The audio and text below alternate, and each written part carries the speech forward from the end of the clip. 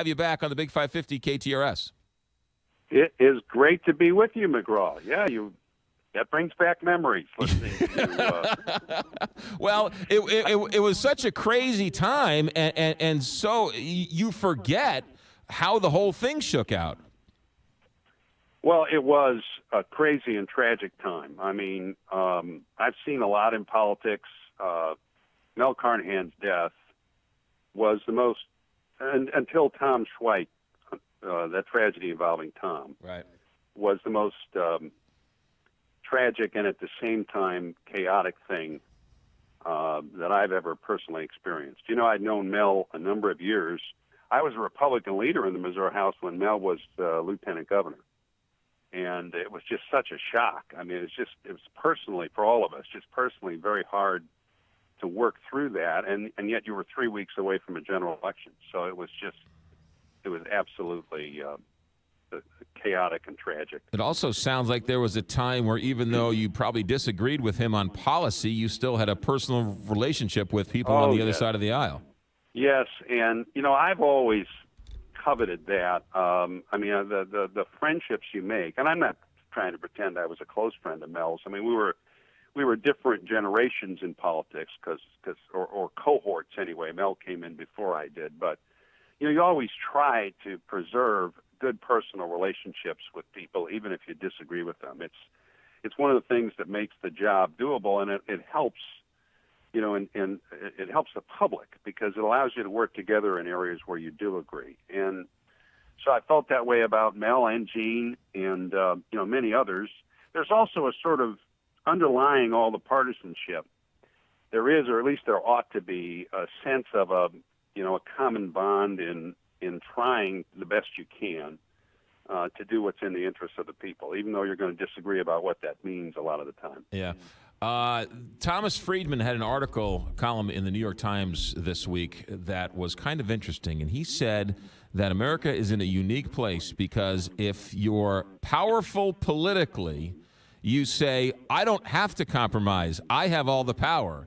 If you're not in power, you're saying we can't compromise. We don't have enough power, so we don't want to compromise because we're weak. And if you're not going to compromise when you're powerful and you're not going to compromise when you're weak, there's no chance for us to move forward as a country.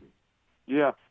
You know, there's an insight, and you talk about this a lot, and you're right to talk about it, and other people in your position, you know, influencers, also do. I mean, the insight I offer to people is this: the way our system has developed, in my experience of it, is that the chief executive officers, you know, the governor or the president, the leadership role that's devolved upon them, they need to take the initiative on the big problems facing the country to build coalitions.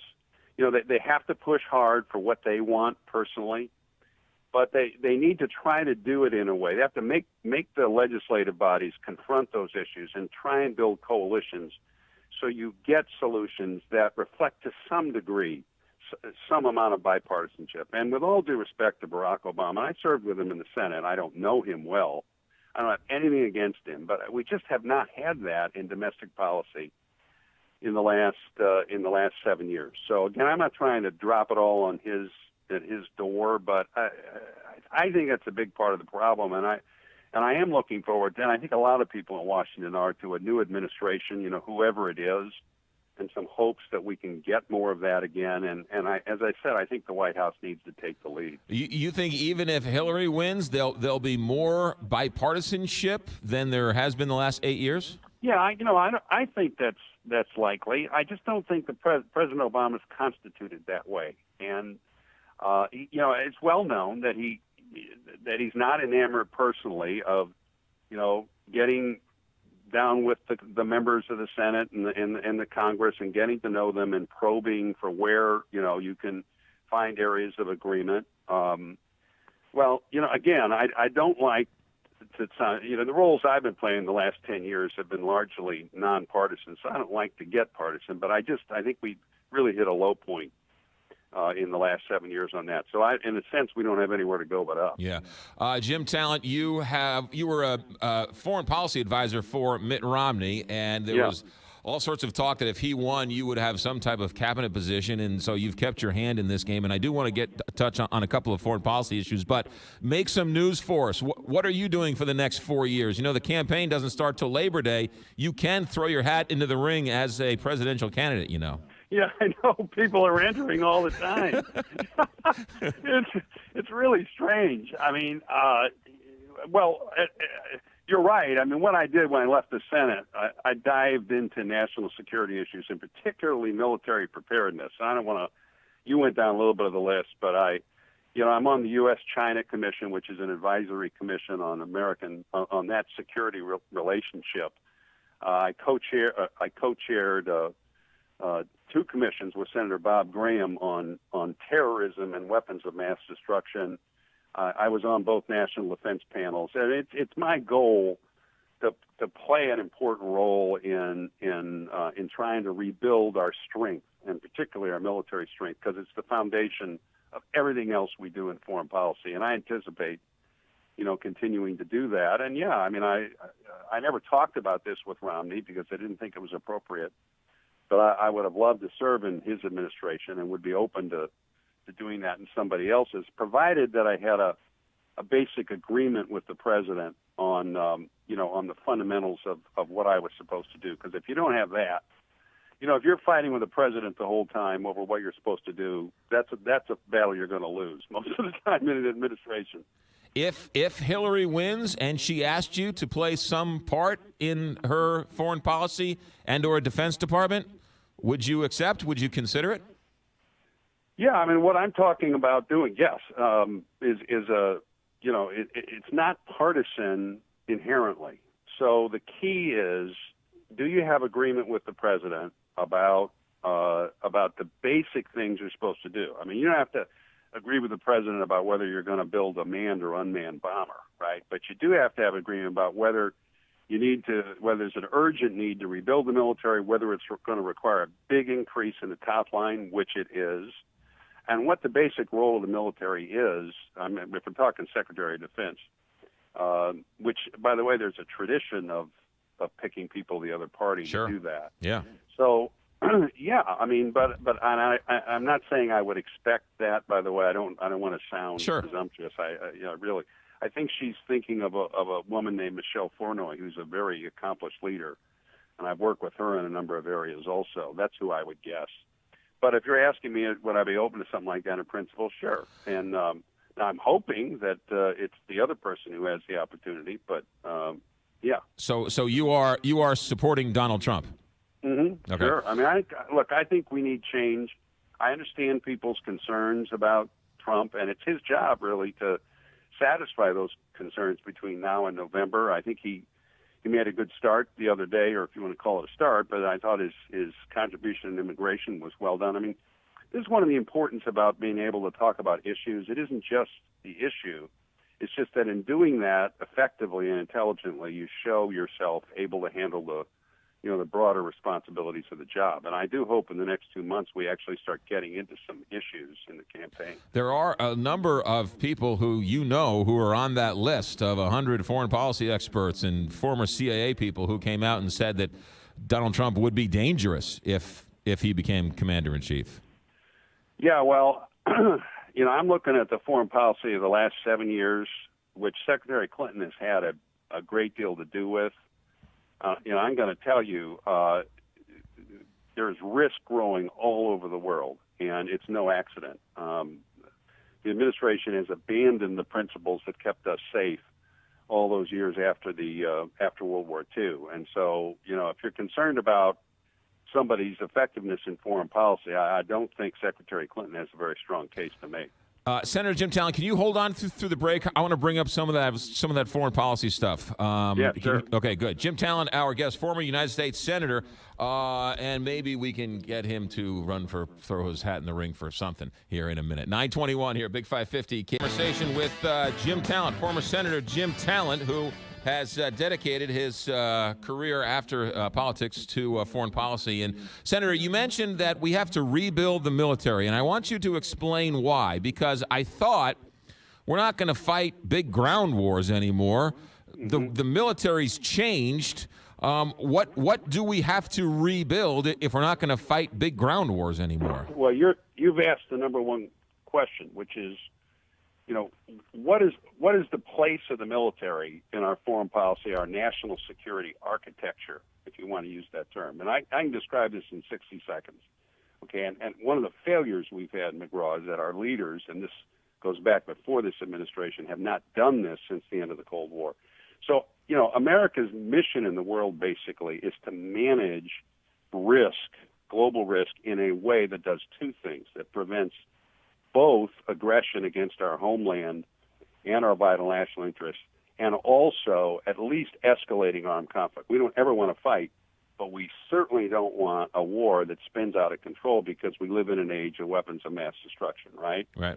So we do that in three ways, broadly speaking. Number one is we are active in managing. You can't manage risk passively. It's like if you have a health condition, you have to be active in managing it. You can't lead from behind, which is what the Obama administration's been doing. You build partnerships and alliances around the world. In other words, to share the burden and validate your leadership, and you maintain robust tools of power to give presidents options in a crisis. One of those tools, although not the only one, is the military. So Jack Kennedy didn't have to bomb Cuba to get rid of the missiles there because he had a Navy. He could blockade it. Harry Truman didn't have to fight a ground war when Berlin was under siege because he had an Air Force and he could airlift in supplies. So that's the point of the military. It's to directly deter military aggression, which means you have to be able to fight and win if you need to. But it gives life and strength to the other tools, to diplomacy, to economic sanctions. Because if people don't believe our promises or our threats, then we can't operate effectively in the world. So that's basically the point of it. And McGraw, the Navy is smaller than it's been since before World War I. The Air Force is smaller and has older aircraft than since the inception of the service. The Army is headed down to a level smaller than since before World War II. And there's just nothing I can pull out of a hat that makes that okay. We need a rebuilding of the tools of power so we can keep the country safe. That's the quickest and shortest way I can explain it. Right. So in other words, the Reagan strength through power, right? Peace through power type of deal. Right. It goes back to Teddy Roosevelt. He said, who's Trump's favorite president, which is a good thing. Roosevelt said, you walk and talk softly, but you carry a big stick. Okay. So the object is not to be primarily to fight and win wars, but to deter them. And you do that by being strong and having strong alliances. Donald Rumsfeld talked about sort of transforming the military. Is that what he was talking about, or was he talking about something different? Well, the problem, and I would say this goes back to Rumsfeld, well, actually before Rumsfeld, is, yes, that's fine in terms of keeping the military out on a technological edge, which we're losing too, particularly to the Chinese, okay? But it's not an excuse for saying we don't need the troops and ships and planes. No matter how technologically capable a ship is, for example, it can only be in one place at one time. And we have interests, needs of the American people that we protect around the world. So you need both adequate size and you need a technological edge over potential aggressors, and we're losing both. I said I served on two national defense panels, completely bipartisan. As a matter of fact, the woman I mentioned was on one of them, Hillary's chief advisor on this. And the reports that are issued were just stunning in terms of the rebuke of our defense policy. We're becoming a high-risk force. Our military is becoming a high-risk force, at high risk of not being able to defend the country. And we need to do it, and we have the resources. Yeah. We're talking about spending another 1% of the GDP on the military. We can do it. Let's talk Syria for just a moment, because everyone's an expert, but if you really break it down, and I'm certainly no expert, but all you have to do is scratch the surface and realize there are no easy answers, right? Syria is friends with Russia. They don't like Iran. We're friends with Iran, but we don't like Iran, and everyone's friends and enemies all at the same time. How do you get out, or how do you find a solution to any of this? Remember I talked about the dangers of leading from behind? Okay, well, this is one of them, because if you're not actively managing risk at the early stage, sometimes you get lucky and it goes away. Sometimes the worst case scenario emerges, and then it grows to a level where now the options you have are all very unpalatable. And that's where we're at with Syria. Okay, and this dates back to when the president, and look, he had the responsibility, the authority, he has to accept the responsibility. He did not leave a presence in Iraq after we'd won the war there. If we'd had that, I don't think the Iranians and the Russians would have dared to reinforce Assad, and I think that civil war would have been over years ago. So now, I think about the best we can do is very vigorously support those who are our friends in Syria through combat support, not direct combat, but vigorous airstrikes, embedding our special ops guys who are outstanding with our friends there to help them fight effectively, to use our power of financial sanctions to cut off ISIS. We should have been bombing their oil fields, for example, months and months ago. If we do that, I think there's a chance that this thing will get better and we'll start getting some better options. But it's a mess. And I'll say this too, McGraw, the chief aim of American foreign policy, and Trump is right about this, it has to be America first. But the humanitarian disaster there is it's just incredible, and it's tragic, and it's because we did not move effectively at the forefront of events to try and control them. Aren't we now bombing ISIS and sort of having some type of military intervention that is at least bombing some of these things you talked about? Right, and we're doing some things now, years late, and they're having some effect. I agree with that, but it's very tepid compared to past. And this I've never understood. I can understand somebody saying, as Rand Paul says, for example, just stay completely out of it. Okay, I can understand somebody saying we're not going to do. In fact, this is what I think. We're not going to do direct combat. We're going to be very vigorous in terms of our effort there. I don't understand, why we're crossing the Rubicon and getting involved, but we're not doing it anywhere near to the extent of our ability. And one of the things that's happening is the Russians are becoming the major power brokers. Iran is getting stronger and stronger in both Syria and Iraq. You're seeing even Turkey now switching its position and going over to the Russian-Iranian side. That's an oversimplification, and it's because we're not moving effectively in the policy that we have. I just want to touch on something. You mentioned not keeping any troops in Iraq, and with that debated, and you can talk politics there. But one of the arguments that the administration would tell you is the reason why we didn't leave any troops is, one, is they didn't want us there, but they wouldn't give our troops cover, right? They wouldn't protect them as troops, and that they would then be subject to Iraqi laws and whatever else, and so we were going to leave our troops out to hang, and so we didn't want that, so we took them out. I think that was an after-the-fact rationalization. If you read, like, Panetta's book on this, the president wanted, in his words, to bring us home from Iraq. Well, look, when we fought other conflicts, and you can argue, and I've written columns about this, I don't begrudge anybody who thinks we shouldn't have gotten in the war in the first place. But having been in it and having won it, every time we've done that virtually, we have left behind a presence so that we can enjoy the benefits of our sacrifice. We did in Korea, we did in Kuwait, we obviously did in Europe. We've done it all over the world, and the president just didn't want to. That's what it comes down to. I think it was, he made a lot of mistakes, but I put that right at the top. We could have, if the Iraqis had seen that we wanted to stay, that we were committed over the long term to staying, in order to protect our interests primarily, although it would have been good for them too, we could have turned Iraq, I think we had a chance to turn Iraq into another partner in the Middle East, along with Egypt, which was then a partner, Jordan, Israel, and the Gulf states. See, this is how you protect your security over time.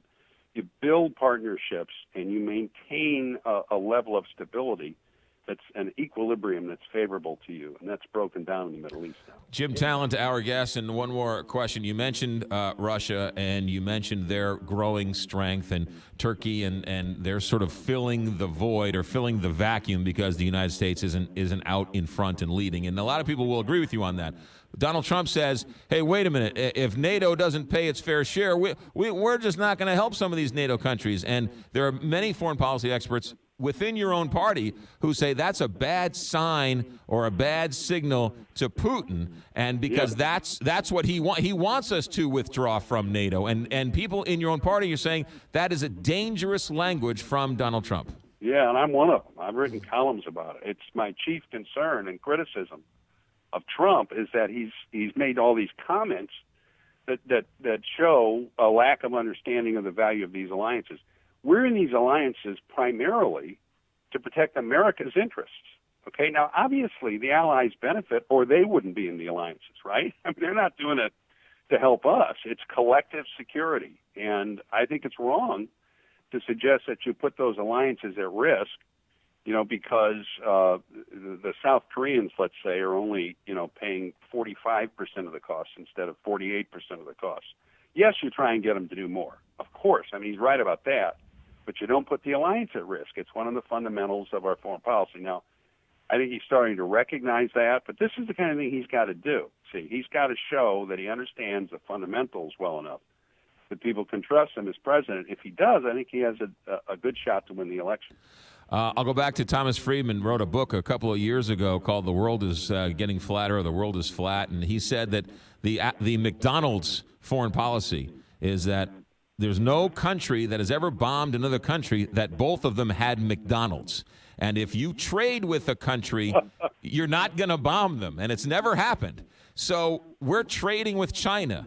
They have McDonald's, we have McDonald's, we have business interests. And so there are some people who say that because the business interests will always trump the military interests, we're safe, and that's why free trade is good, not only for free trade reasons and for business reasons, but for military and foreign policy reasons as well. See, Friedman's mistake in saying that, and look, I'm not saying that those kind of connections don't have some value. But his mistake in saying that is let's just take China. Sure. He's projecting on the Chinese the same kinds of aspirations and view of their own self-interest that we have, okay? And it's kind of patronizing. The Chinese are a proud people. The Chinese Communist Party that runs that country has goals, and their goals isn't primarily to preserve McDonald's in the country. The goal is to preserve Communist Party leadership. It's to accomplish the nationalistic goals of China, and it's to control their local environment and the dominion of their security. Okay, and that's led them to be very aggressive and provocative in like the East and South China Sea. And they don't. I'm not saying they don't care about business or trade, but they have they have different aspirations and goals which they're pursuing. If you don't understand that, you won't know how to deter them. So that's a basic flaw in that kind. It's not true historically. I mean, countries will pursue goals other than economic goals, particularly dictatorships, which is why they need to be deterred. Jim Talent, we need to do this more often. You are always welcome here. Thank you for your time, and thank you for your service. I agree. Thank you, McGraw. You got it, Ty. Have a good 3-day weekend. Jim Talent, ladies and gentlemen, former United States Senator. That was at least a couple of credits in a college foreign policy course. 9:39, Big 550.